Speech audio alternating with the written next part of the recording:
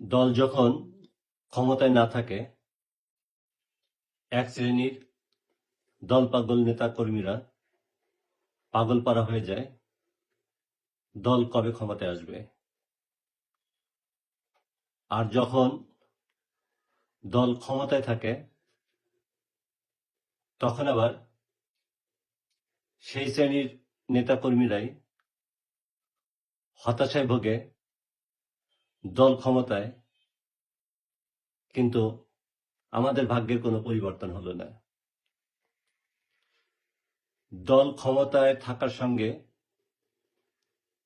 নেতাকর্মীদের ভাগ্যের পরিবর্তনের সম্পর্ক,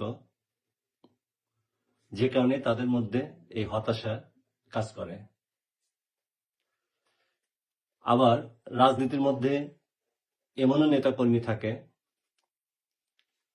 যারা দল ক্ষমতায় থাকুক কিংবা না থাকুক, তার দলকে জনবান্ধব করতে জনস্বার্থকে প্রাধান্য দেয়।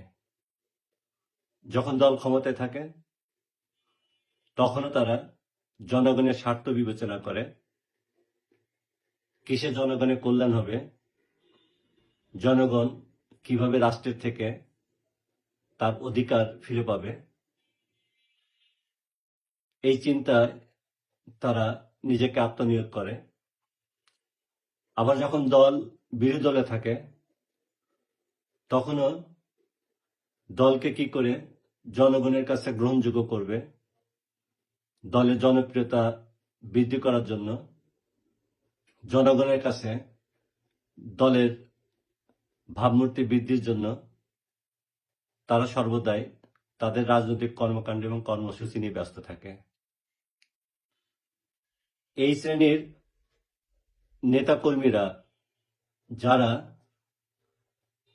দলকে জনবান্ধব করতে চায়, জনগণের সঙ্গে দলের সম্পর্কটাকে মজবুত করতে চায়, রাজনৈতিক দলগুলোর উচিত হলো সেই সকল নেতাকর্মীকে রাজনৈতিক বিভিন্ন পদে তাদেরকে অধিষ্ঠিত করা। আবার যদি দল রাষ্ট্রীয় ক্ষমতায় এসে থাকে তাহলে তাদেরকে দিয়েই রাষ্ট্র পরিচালনার বিভিন্ন দায়িত্বে তাদেরকে অর্পণ করা। তাহলে দল যদি কখনো কোনো কারণে ক্ষমতাচ্যুত হয়েও থাকে, তবে সেই দল জনবান্ধব হওয়ার কারণে পুনর্বার আবার ক্ষমতা আসার সমূহ সম্ভাবনা থাকে।